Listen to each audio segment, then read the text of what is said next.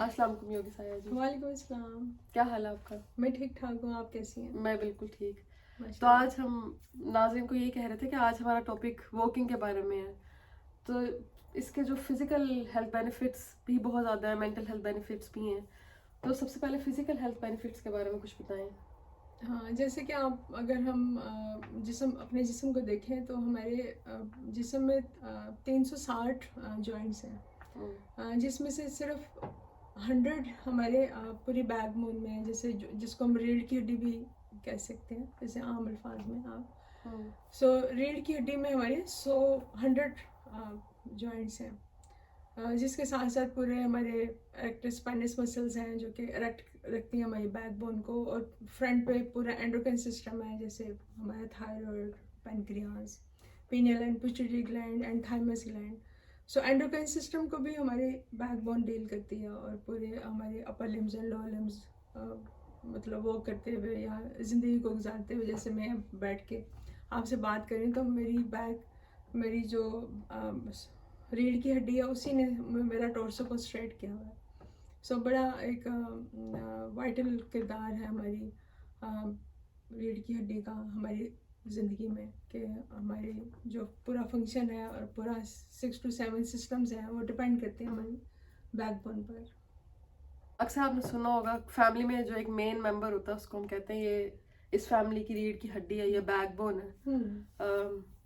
तो इसके बैकबोन पे जो हेल्थ बेनिफिट्स है वॉकिंग के, इसके बारे में बिल्कुल, जैसे हमारे जो वर्टिब्राज हैं, जैसे सर्वाइकल वर्टिब्राज हैं, फिर थोरेसिक हैं, फिर लंबर हैं, फिर कोसिक फ्यूज वर्टिब्राज हैं। सो इनके दरमियान में डिस्क है जो कि शॉक अब्जॉर्ब करती है ना, जैसे हमारी टेल बोन कार्टिलेज की तरह, इस तरह दरमियान में। सो जब हम वॉक करते हैं तो वो जो डिस्क है उसमें एक पुशिंग इफेक्ट आता है, और जब यूज़ करते हैं हम चलते हुए उसको डिस्क को, तो उसमें जो वो हमारी नरिश भी होती है डिस्क, और उसमें जो डेड सेल्स हैं उसका वेस्ट प्रोडक्ट है उसका रिमूवल भी होता है। और अगर हम बिल्कुल ही सीडेंटरी लाइफस्टाइल पर हैं और वॉक बिल्कुल भी नहीं करते हैं और बिल्कुल बैठे रहते हैं, तो कंप्रेशन में आती है डिस्क, और फिर हमें लो बैक पेन के इश्यूज आते हैं, और फिर नरिश भी नहीं होती हमारी बैकबोन, और फिर हम डीजनरेशन की तरफ चले जाते हैं। बजाय कि हम एज के साथ साथ हम अपना आप का ख्याल रखें और हम रीजनरेट करते रहें अपनी बैकबोन को, ताकि हमारे सारे फंक्शंस भी अच्छे हों और हमारी लाइफ भी आसानी से गुजर सके। सो हमारे जो वॉक है वो तो बहुत ज़रूरी है हमारी रीढ़ की हड्डी के लिए, क्योंकि जैसे जैसे कहा जाता है कि वो बंदा या वो बंदी, जैसे आप और मैं या हम अपने फैमिली में रीढ़ की हड्डी के मानिंद है ना। तो सभी खवातीन, क्योंकि पूरा घर आपके ऊपर चल रहा होता है, आप मैनेज कर रही होती हैं अच्छे से। सो इसी तरह हमारी जो रीढ़ की हड्डी है, अगर हम यूज़ नहीं करते उसको वॉक के थ्रू या मोबिलिटी नहीं लाते अपने जिस्म में, अपने आप की मूवमेंट नहीं रखते, बिल्कुल बैठे हुए हैं, तो फिर हम अपनी बैकबोन को कंप्रेशन में ले जाएंगे, और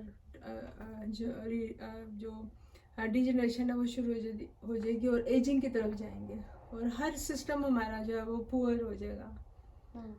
सो वॉक से अब कुछ लोग होता है कि वो थोड़ी सी बैक पेन में पेन होती है तो वो कहते हैं लो जी हमने तो वॉक ही नहीं करनी, हमसे तो खड़ा ही नहीं हुआ जा रहा, और वो पकड़ के खड़े होते हैं और पकड़ के।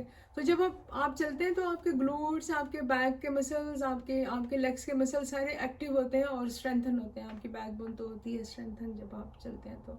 तो लो इंटेंसिटी से शुरू करें, थोड़े थोड़े कदम 5 मिनट्स से शुरू करें, 10 minutes, 15 minutes, low intensity to high intensity शुरू करें, तो ज़रूर करें। तो आप देखेंगे कुछ ही दिनों बाद अगर आपकी खुदा न खास्ता कमर में दर्द भी है तो उसमें भी आप उसमें शिफा मिलेगी आपको, क्योंकि नरिश होगी आपकी डिस्क, ना कि वो डिस्क आपकी एज के साथ साथ वो डिजनरेशन की वजह से खुश्क हो जाए, सख्त हो जाए, और वो उसकी नोकें निकल आएँ और आपकी किसी नर्व को वो पिंच करे, और नर्व पिंच होने की वजह से आपके शटिका पेन या आपके अपर लिम्स में नमनेस आ जाए, या आप कहीं ना कहीं पेन आए।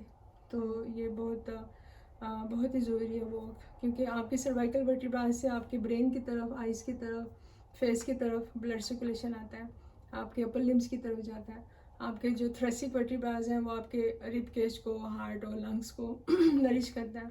और लंबर एरिया आपके लो लिम्स की तरफ, क्योंकि लंबर एरिया L4 L5 से आपकी शटिका नर्व और L3 L4 से आपकी फीमर नर्व निकलती है जो कि लो लिम्स को नरिश करती है। तो बहुत ज़रूरी है वो आपके बैकबोन की स्ट्रेंथनिंग के लिए, डिस्क को नरिश करने के लिए और वेस्ट प्रोडक्ट को बाहर निकालने के लिए। तो ये तो कमर की दर्द में इसके फ़ायदे हैं, और स्पाइन को वैसे स्पाइन की स्ट्रेंथनिंग के लिए और स्पाइन के साइड पर जो मसल्स होते हैं उनको स्ट्रेंथन भी वो करती है। बिल्कुल, रेक्टस स्पाइनस मसल्स आपके एंगेज, जब आप वॉक करते हैं तो उनके एंगेजमेंट बहुत ज़रूरी है, तो वो अपने आप रूटीन में आके वो ट्रेंड होना शुरू हो जाता है, ऑटोमेटिकली ट्रेंड होते हैं। क्योंकि जब आप कदम लेंगे तो आप अपने बैक को स्ट्रेट, कुछ लोग गलत एंगल से भी करते हैं, लेकिन आपको स्ट्रेट बैक रख के वॉक करनी है, ताकि आपके जो रेक्टस स्पाइनस मसल्स हैं, पूरे बैक के मसल्स आपके अच्छे से नरिश हों, और उनकी जो टोनिंग है या उनकी जो स्ट्रेंथनिंग है वो अच्छे एंगल से हो, उनकी ग्रोथ अच्छी हो, वो अच्छे एंगल से उनकी हाइपरट्रोफी हो। जी। तो इसके साथ साथ जो दिल का दर्द है उसमें भी वॉक का बहुत फ़ायदा है। दिल के दर्द से मुराद ये है कि जब आप वॉक करते हैं तो आपकी ऑक्सीजन डिमांड बढ़ जाती है, और जो हार्ट है उस पर भी डिमांड बढ़ जाती है, क्योंकि उसने ज़्यादा ब्लड सप्लाई करना होता है 1 ही मिनट के अंदर अंदर। तो उस वक्त कुछ लोगों को चेस्ट पेन शुरू हो जाती है, जिसको हम एंजाइना कहते हैं, और खुदा ना खास्ता अगर ये बढ़ता जाए तो फिर हार्ट अटैक और भी मसाइल शुरू हो जाते हैं। तो हार्ट पर, लंग्स पर, आपके ब्लड प्रेशर पर, इस पे क्या इफ़ेक्ट्स हैं वॉक के? बहुत अच्छा सवाल किया। अक्सर जब लोगों को, जब लोग वॉक शुरू करते हैं, उनको कहा जाता है कि अच्छा आप वॉक शुरू करें, तो जब थोड़ी वॉक करते हैं तो एक तो वो फटीक में चले जाते हैं एकदम से, वो क्योंकि उनको आदत नहीं होती वॉक की, तो वो उनके जिस्म में दर्द होना शुरू हो जाता है। और कुछ लोगों को ये होता है कि थोड़ा सा कदम लेते हैं तो उनकी चेस्ट में हल्का सा भारीपन, या वो कहते हैं कि हमें लगता है कि इससे पेन हो रही है।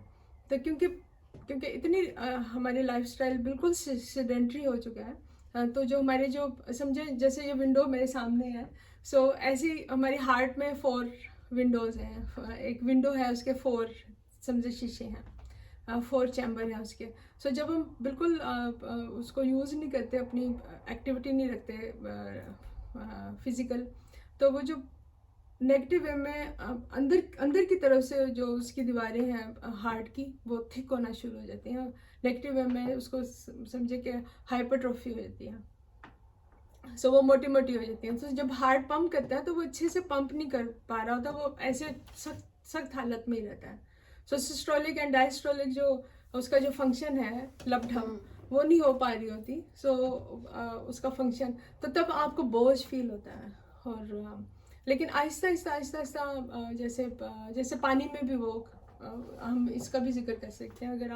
अगर आप हाइड्रोथेरेपी करें, पानी में वॉक करें, तब भी आप अच्छे से उसको कंडीशन कर सकते हैं अपने हार्ट को। सो लेकिन ज़रूर करें ताकि वो आहिस्ता कंडीशनिंग की तरफ जाए। हार्ट आपका बोझ जो पंप करने का जो है ना, कि सेलुलर लेवल तक आप हेड टू टो आपका ब्लड सर्कुलेशन कर सके, आपका हार्ट वो जा सके। सो अगर वॉक आप रूटीन में करें तो आपके एक तो रेस्टिंग हार्ट रेट पे फ़र्क आता है। जैसे आप सुबह उठे हैं तो सुबह अगर आप अपने 1 मिनट में 60 सेकंड्स में आप अगर लें अपना हार्ट बीट मॉनिटर करें, तो 65 to 75 की रेंज में होना चाहिए आपका रेस्टिंग हार्ट रेट। तो इससे कम ज़्यादा हो सकता है, इससे कोई वो नहीं है। तो वो आप अपने आप को चेक कर सकते हैं कि आपका जो रेस्टिंग हार्ट रेट है वो कितना। फ़र्ज़ करें कि अगर मैं उठी हूँ सुबह और मेरा रेस्टिंग हार्ट रेट इस रेंज से 65 to 75 से ज़्यादा है, तो फिर इसका मतलब है कि मेरे हार्ट पे बोझ है, मेरे हार्ट पे स्ट्रेस है। तो हम अगर लो इंटेंसिटी वॉक शुरू करें और हफ्ते के बाद हम रेस्टिंग हार्ट रेट लें, तो हमें एक नुमायाँ तब्दीली आएगी कि हमारा रेस्टिंग हार्ट रेट थोड़ा सा कम होना शुरू हो जाएगा। सो जितना कम आपका रेस्टिंग हार्ट रेट होगा, उतना ज़्यादा कंडीशन आपका हार्ट होगा, अच्छी हालत में होगा। सो एक तो वॉक से आपका जो रेस्टिंग हार्ट रेट है वो कंट्रोल में आता है। दूसरा आपका जो ब्लड प्रेशर है, आजकल बहुत ही लोगों में सेडेंटरी लाइफस्टाइल की वजह से ब्लड प्रेशर पर जोर पड़ता है, क्योंकि जब हम वॉक नहीं करते तो कैलोरीज बर्न नहीं कर पा रहे होते, और जो हम खा रहे होते हैं इनपुट ही पे जोर होता है, आउटपुट कोई नहीं है। तो ये एक तरह से आउटपुट है आपका वॉक, कि आप जो खा रहे हैं उसको बर्न कर सकें, जिससे आपका कोलेस्ट्रॉल और आपकी किडनीज का फंक्शन, आपका डाइजेस्ट सिस्टम, ये सारे भी इंटरलिंक्ड है वॉक से।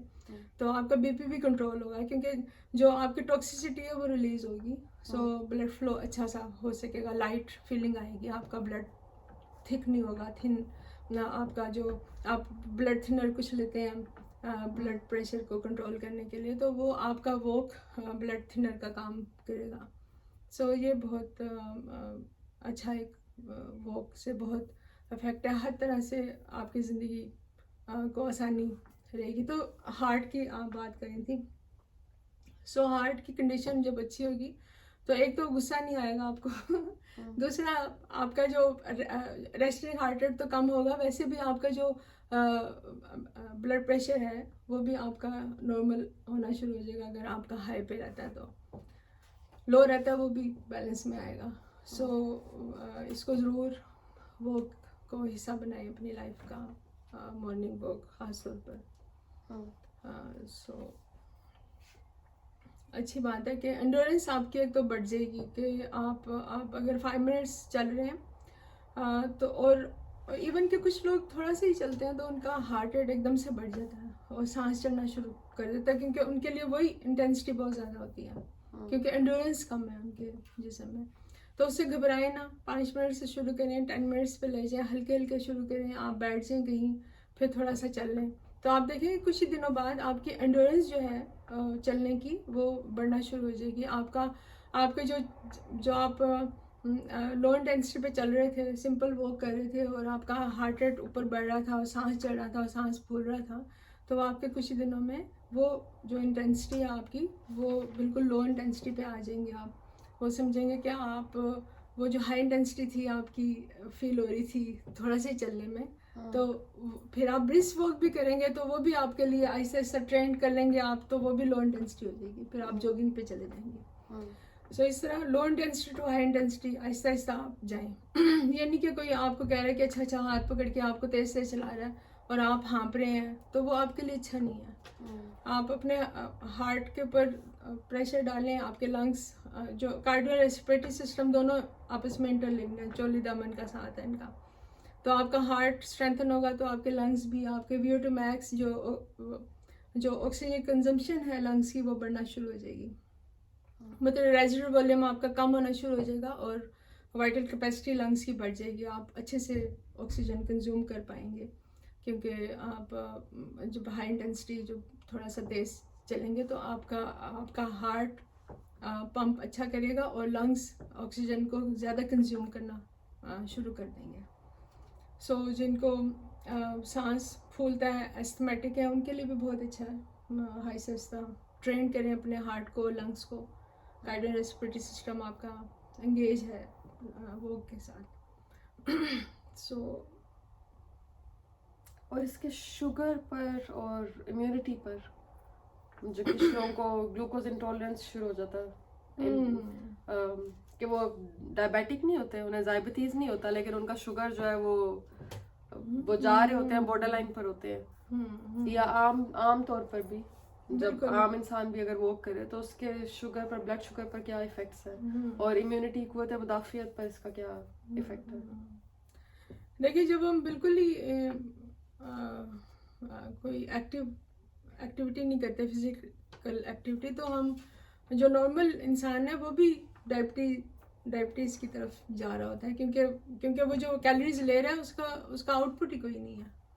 तो जब आउटपुट नहीं होता तो हमारा जो पैनक्रियाज है जो इंसुलिन बना रहा होता है, तो उसके बीटा सेल्स इतने वीक होना शुरू हो जाते हैं, या वो इंसुलिन उनके लिए पूरी नहीं पड़ पा रही होती कि वो उन सेल्स को वो कर सके और वो सेल के अंदर वो उसको पहचान सके और आपका ग्लूकोज जो है वो कंट्रोल कर सके। सो बेहतरीन तो यही है कि आप जो खा रहे हैं वो भी देख के खाएं, कि इस तरह के खाने ना खाएं जैसे आजकल फिजी ड्रिंक्स का बहुत रुझान है, आप पानी की जगह पर खाने में वो ले रहे हैं ना। और जो फास्ट फूड है उसका बड़ा ट्रेंड है बच्चों में भी, आपने ऑनलाइन ऑर्डर किया और घर पहुंच गया। सो सिंपल खाना जो है वो बहुत अच्छा है, वो खुद भी डाइजेस्ट हो जाता है। और वॉक और फिजिकल एक्टिविटी से तो आपके जो न्यूट्रिशन की एब्जॉर्प्शन है वो बढ़ जाती है। आप कितने ही सप्लीमेंट्स ले लें वो टॉक्सिसिटी में आएंगे, आप कितना ही अच्छा खाना खा लें वो टॉक्सिक हो जाएगा जब तक आप फिजिकल एक्टिविटी नहीं करते हैं उसको। सो मेरे से मैं क्वेश्चन से हट गई हूँ। आपने शुगर का कहा था। सो जब हम कोई चीज़ खाते हैं तो कोई भी चीज़ खाएं, इवन के हम प्रोटीन भी ले रहे हैं तो वो सारा हमारे एनर्जी का एक सोर्स बन जाता है।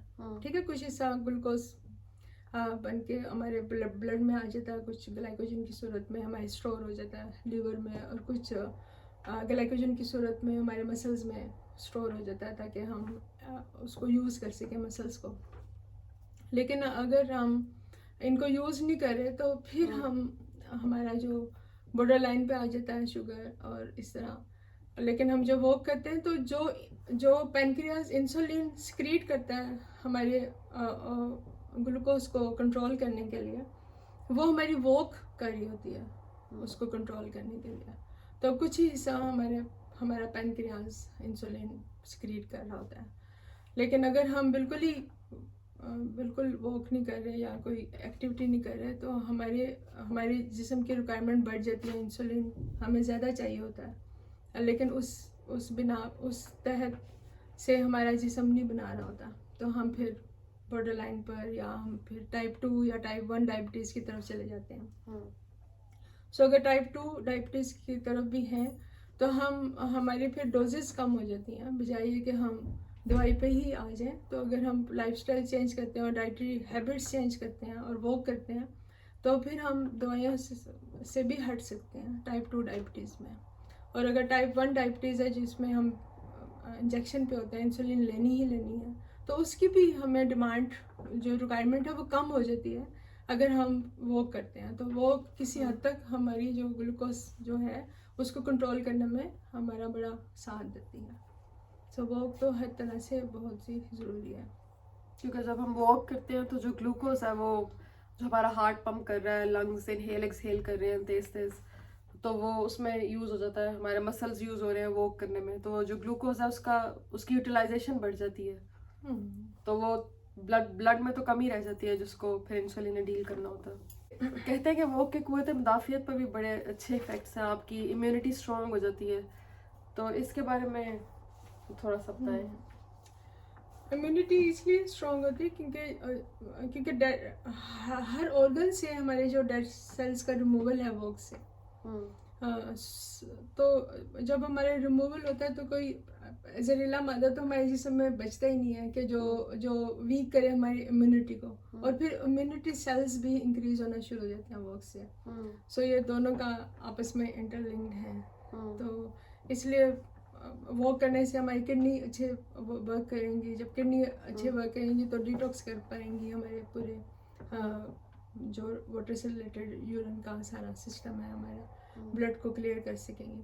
तो जब क्योंकि टॉक्सिसिटी हमारे जिस्म में रुकेगी तो तभी हमारी इम्यूनिटी भी वीक होगी। सो जब हम इसको रिलीज कर पाएंगे सेलुलर लेवल तक, हम इसको डिटॉक्स कर पाएंगे जिस्म को वॉक से, तो फिर हम इम्यूनिटी सेल्स भी इंक्रीज कर सकते हैं इससे। सो ज़रूर वॉक करें। आप करती हैं ना वॉक? तो ये कहते हैं कि वॉक जब आप करते हैं तो आपका मूड बड़ा अच्छा रहता है, आप खुश रहना शुरू हो जाते हैं, और जो खुशी है और स्ट्रेस से बच के जब हम कुछ दिन गुजार रहे होते हैं या ज़िंदगी गुजार रहे होते हैं तो उससे आपकी इम्यूनिटी ऑटोमेटिकली इंक्रीज़ हो जाती है।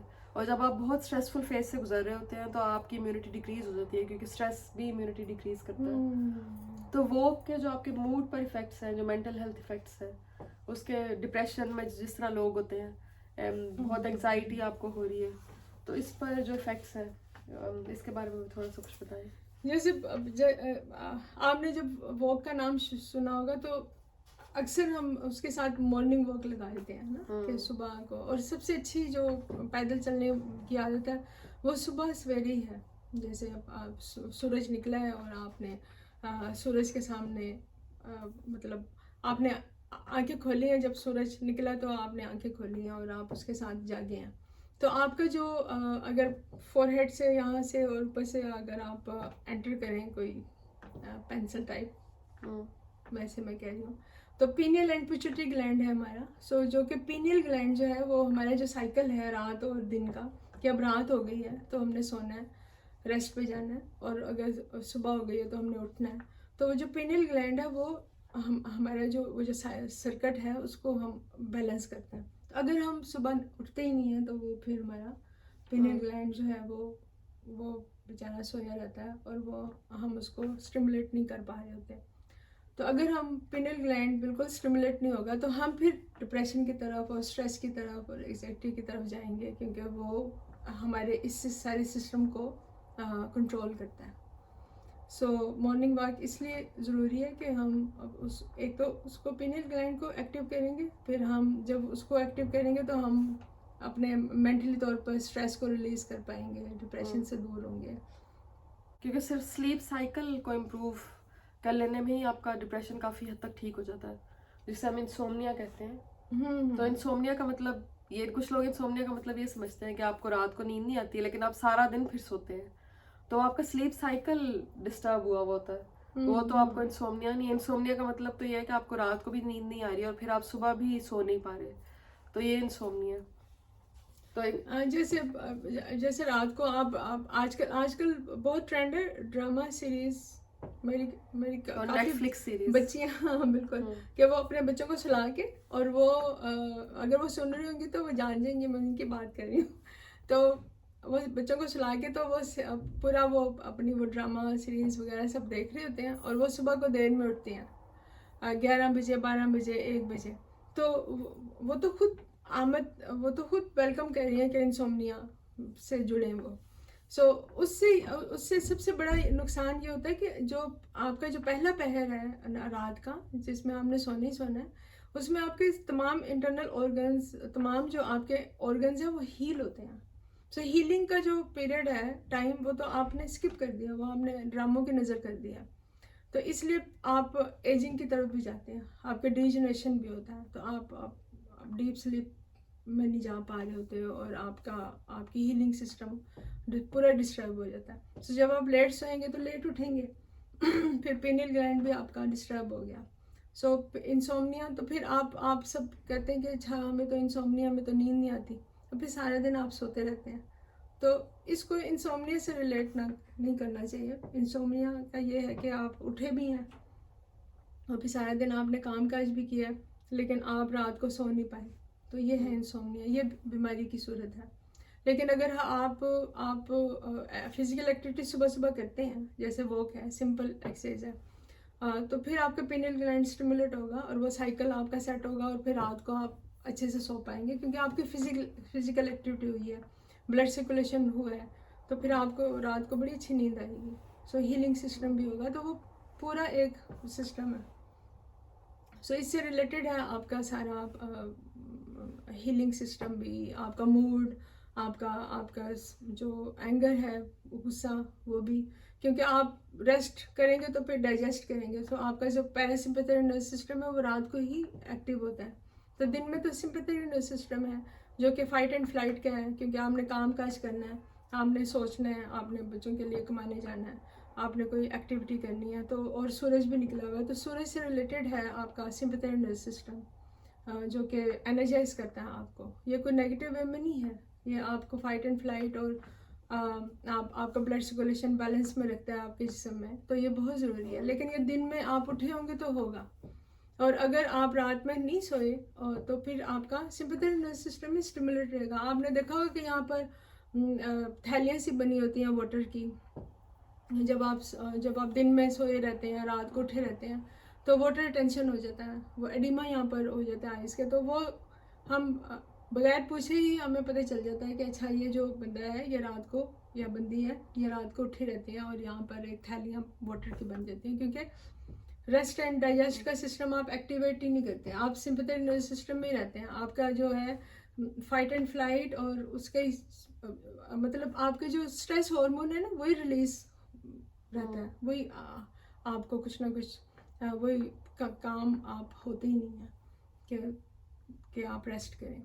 तो इसलिए फिर आपका पूरा सिस्टम जो है वो भी आपका तनाव में आ जाता है, आप रेस्ट एंड डाइजेस्ट की फेज़ में आते नहीं हैं।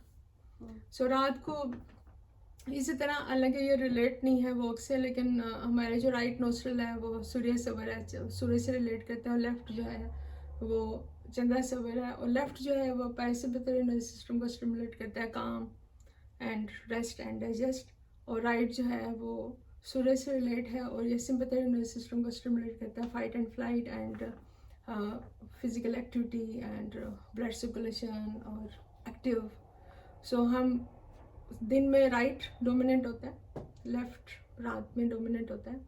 सो इसी तरह हमारा जो नोस्ट्रल्स हैं वो भी डिस्टर्ब होते हैं, रात में हमारा राइट ओपन रहता है और दिन में लेफ्ट, तो आधे सर का दर्द और इस तरह भी रहता है अगर दिन में आप देर तक सोए रहे हैं और देर में उठे हैं। सो ये सारा इंटरलिंक्ड है। अगर आप एक आदत बना लें, सुबह सवेरे उठें और वॉक करें, तो ये सारे सिस्टम जो इंसोम्निया का भी है और sympathetic nervous system and parasympathetic nervous system, ये आपका साथ साथ चलेगा। जब आपका एक्टिव होना चाहिए तभी होगा। और रेस्ट एंड डाइजेस्ट रात को जो आपको हीलिंग प्रोसेस है वो आपका होना चाहिए। जी थैंक यू। तो ये जब आप वॉक करते हैं, जब आप रनिंग पर आ जाते हैं, तो रनिंग में कहते हैं कि आपके एंडोर्फिन्स रिलीज होते हैं जो कि पेन किलर्स हैं, तो आपको एक हाई मिलती है जिसको रनर्स हाई कहते हैं, तो आपको पेन्स फील नहीं होती। लेकिन अगर आप वॉक भी करें तो वॉक से ग्रोथ फैक्टर रिलीज होता है जो आपके न्यूरॉन्स के लिए बड़ा अच्छा है। न्यूरॉन्स के आपस में जो कनेक्शंस हैं उनको वो बनाता है। और एक ब्रेन में एरिया होता है हिपोकैम्पस जिसको कहते हैं, जो इमोशनल रेगुलेशन में काम आता है या लॉन्ग टर्म मेमोरी में उसका काम होता है। तो वो आपका इम्प्रूव हो जाता है, वो इंक्रीज हो जाता है साइज में भी, और आपका मूड अच्छा रहना शुरू हो जाता है। कोई आपको कोई बात कहता है जो आपको पसंद नहीं आती तो आप उसको इग्नोर करते हैं बजाय इसके कि आप उसको रिएक्ट करें। और छोटी छोटी बातें तो आपको नज़र ही नहीं आती, जो आपकी नापसंदीदा बातें हैं वो आप उसको इग्नोर करते हैं क्योंकि आप उस अच्छे मूड में और खुशी में होते हैं। और सबसे ज़्यादा ये खुशी कि आपने अपने आप को टाइम दिया। हैप्पी हार्मोन रिलीज होते हैं उससे, क्योंकि आप हैप्पी मूड में होते हैं, क्योंकि आप अपने लिए कर रहे हैं, टाइम निकाल रहे हैं। और वो एक तरह से समझे कि आप एक फोकस्ड हैं अपने लिए उस टाइम में। सो नेचर को देखते हुए, परिंदों को और पौधों को देखते हुए आप वॉक में जाएं, अच्छी जगह पे जाएं, और जो इर्द गिर्द के लोग हैं उनसे भी हेलो हाय करें अच्छे मूड में, क्रिटिसाइज ना करें। ये हम ट्रेडमिल पे वॉक नहीं, हम आउटडोर वॉकिंग की बात कर रहे हैं। अगर आपको मौका मिले तो आउटडोर मॉर्निंग वॉक करें। अपने बाहर नहीं जा सकते, जो और खवातीन बाहर नहीं जा सकती, वो अपने घर में ही गार्डन में, लॉन में वॉक कर सकती हैं। और आपने पहले जिक्र किया था कि इसका आपके रेस्ट एंड डाइजेस्ट की जिस तरह आप बात करी थी कि आपके डाइजेस्टिव सिस्टम पर इसके बहुत अच्छे इफेक्ट्स हैं। तो जब हम वॉक करते हैं तो हमारी आंतों का मसाज हो जाता है। तो जिस तरह हमने देखा होगा कुछ लोगों का जिनकी सर्जरी होती है वो फिर बेड रेस्ट पर होते हैं कुछ दिनों के लिए या कुछ हफ्तों के लिए, तो वो बहुत कॉन्स्टिपेशन में चले जाते हैं क्योंकि उनकी वॉक नहीं होती। तो उनको फिजियोथेरेपिस्ट पकड़कर या घर वाले पकड़कर कहते हैं आहिस्ता आहिस्ता वॉक कराएं ताकि आंतों का मसाज हो। तो वैसे आमतौर पर जब हम वॉक करते हैं तो इसका डाइजेस्टिव सिस्टम पर क्या इफेक्ट्स है, ये थोड़ा सा बताएं। जब हम सुबह उठते हैं वॉक के लिए, तो सबसे पहले तो जब हम वॉक करते हैं तो फिर हमें हाजत होती है कि हम वॉशरूम जाएं और स्टूल पास करें। सो क्योंकि 3 योग के हवाले से 3 दोषास हैं हमारे जिस्म में, सभी के पास हैं, और किसी का एक दोषा डोमिनेंट होता है। दोषा मीन्स एनर्जीज हैं 3, जैसे वायु दोषा, वायु मीन्स हवा, एंड कफ दोषा, कफ मीन्स म्यूकस, एंड पित्त दोषा, पित्त मीन्स हीट।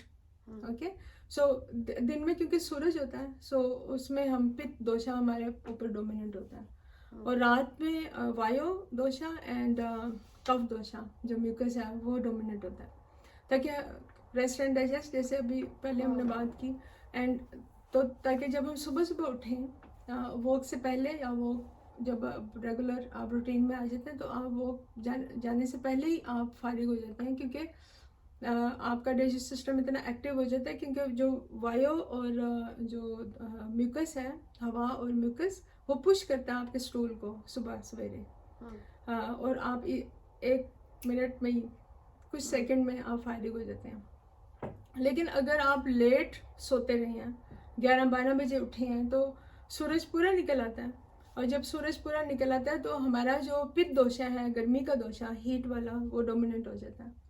और सो हवा वाला दोषा, वायु, एंड जो म्यूकस वाला जो कफ दोष है, वो हमारा वो चला जाता है, वो वाला फेस, वो वाला टाइम। तो वो ना पुश करता है, ना म्यूकस होता है जो वो हम बाहर निकाल सकें।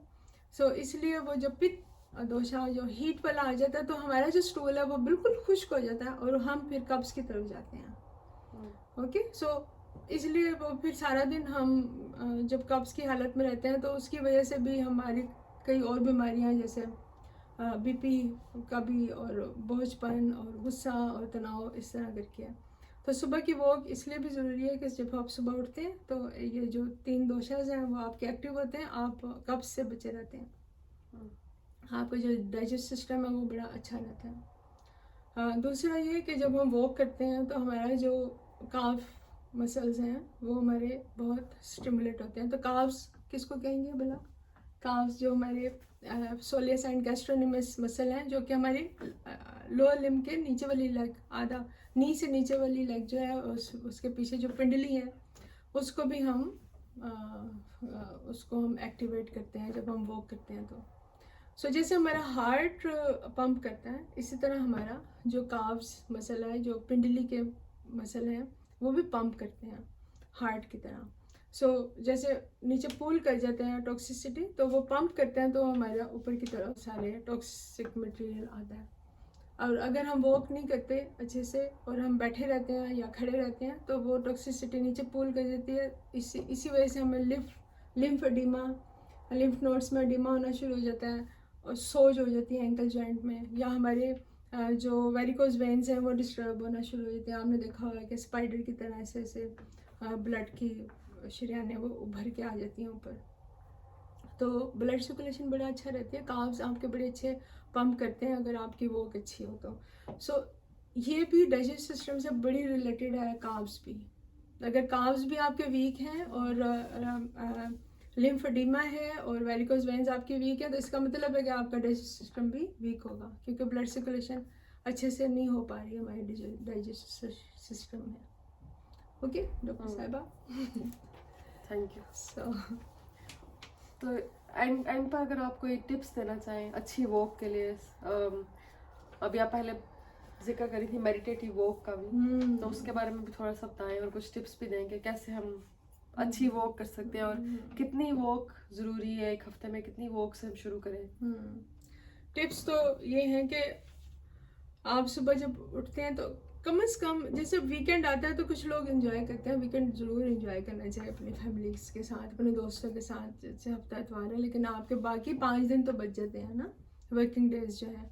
सो ऑफिस जाने से पहले आप ज़रूर वॉक करें। 5 डेज इन अ वीक तो आपको ज़रूर कोई ना कोई फिजिकल एक्टिविटी ज़रूर करनी चाहिए, जिसमें जिम भी है, वेट ट्रेनिंग है, या आप कार्डियो करें, वॉक करें, लेकिन वॉक बाहर करें, किसी बाग में, योगा करें।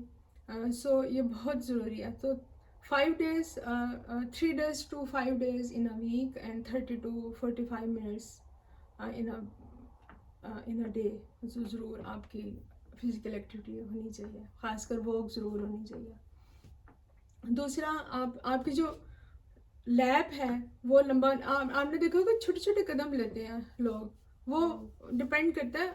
आप ये नहीं कह सकते कि आप, सबसे अच्छा यही है कि आप लंबा लैप लें, ताकि आपके ग्लूट्स, हैमस्ट्रिंग, आपके थाई मसल, जो फ्रंट क्वाड्रिसेप्स हैं, वो सारे एंगेज हों, आपके बैक मसल्स भी एंगेज हों, आपके आर्म्स भी मूव होने चाहिए, ताकि आपके जो बैक मसल्स हैं, letters dorsum muscle, erectus penis muscles, वो सारे एंगेज हों, और आप अच्छे से लिंक कर सकें अपने पूरी बॉडी को। दूसरा, कुछ आपने देखो कि एज जब 60 से ऊपर हो जाते हैं, लोग तो वो छोटे छोटे कदम लेते हैं क्योंकि बैलेंस नहीं कर पा रहे होते। बैलेंस इसलिए नहीं कर पा रहे होते क्योंकि उनके मसल्स वीक होते हैं।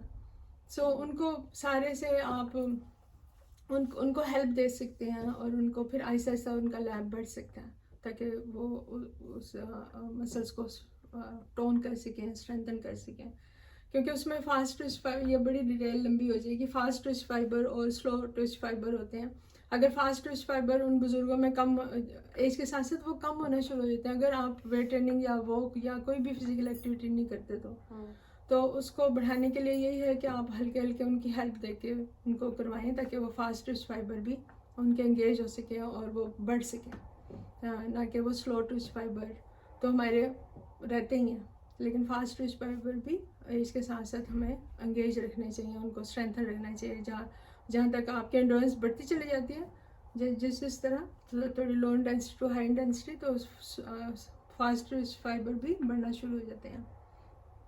तो एक तो ये है कि लैब बढ़ा लेना चाहिए और आहिस्ता आहिस्ता उसको इंक्रीज़ करना चाहिए। दूसरा मेडिटेटिव वॉक, ये नहीं हो कि आपने वो गाने लगाए हुए हैं और गानों में कोई गमज़दा गाने हैं या कोई बहुत ही फास्ट कोई म्यूज़िक लगाया हुआ है तो उसमें आपका हार्ट रेट भी ऊपर जाएगा। और वो ये इस तरह के नहीं, आपने कोशिश करनी चाहिए कि आप नेचर की आवाज़ को सुने, बादलों को देखें और दरख्तों को देखें, परिंदों की आवाज़ों को सुने, आप नेचर को टच करें। आप उनको जब देखते हैं नेचर को तो आप समझें आप अपने जज्बात से उनको हग कर रहे होते हैं नेचर को। सो नेचर को सुने, नेचर से एंगेज हों तो ये मेडिटेटिव वॉक होगी। फ्यूचर अभी आया नहीं, जो प्रेजेंट है जिसमें आप वॉक कर रहे हैं उसको अच्छा करें ताकि फ्यूचर आपका अच्छा हो सके और पास्ट को बिल्कुल अपने जहन से निकाल दें क्योंकि वो डेड उसमें आ गया, वो मर चुका है। सो कोशिश करें कि मेडिटेटिव वॉक करें और खुली फ़िज़ा में करें। सो हमें आप सबको यही गुजारिश है कि वॉक करें और खुश रहें और आबाद रहें और अपनों के साथ रहें, अपनों को खुश करें और खुश रहें। बजाय कि आप अपने आप को भी तंगी दें। जब तक आप अपने आप का ख्याल नहीं रखेंगे और अपने आप को खुश नहीं रखेंगे तो आप दूसरे को भी कभी खुश नहीं रख सकते और कभी उसका ख्याल नहीं रख सकते। तो अपने से शुरू करें, पहला स्टेप लें, वॉक करें और दूसरे स्टेप में अपनों का भी ख्याल करें। ठीक है जी, थैंक यू सो मच। जीते रहें, खुश रहें और आबाद रहें। और हम उम्मीद करते हैं कि आज का सेशन आपके लिए यूज़फुल होगा। आपको कोई मुझे तो काफ़ी इसका फ़ायदा हुआ है और उम्मीद करते हैं कि आपको भी इन सब डिस्कशंस का फ़ायदा हो रहा होगा। और कोई टॉपिक्स जो आपके जहन में हो जिन पे आप चाहते हैं कि हम और मज़ीद वीडियोस बनाएं तो वो भी कमेंट सेक्शन में हमें बताएं। और इस वीडियो में कोई बात समझ ना आई हो तो उसके बारे में भी बताएं। और अगर आपने वॉक स्टार्ट किया और आपको उनके फ़ायदे हो रहे हैं तो वो भी कमेंट सेक्शन में उनका जिक्र करें तो शायद दूसरे लोग भी उनको देख कर फ़ायदा उठा सके और उनको इंस्पिरेशन मिले और वो भी इस तरफ आ सके। थैंक यू योगी सायरा जी। जीते रहें, खुश रहें। थैंक यू, आप भी। अल्लाह हाफिज़।